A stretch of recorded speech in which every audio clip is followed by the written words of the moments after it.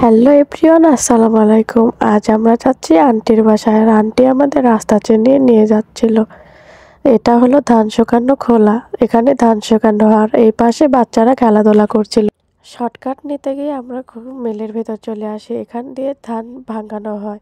আর এক পাশে আমি হাইস থেকে একটু স্টাইল করছিলাম আর আমার বোন আমাকে ভিডিও করে দিচ্ছিল।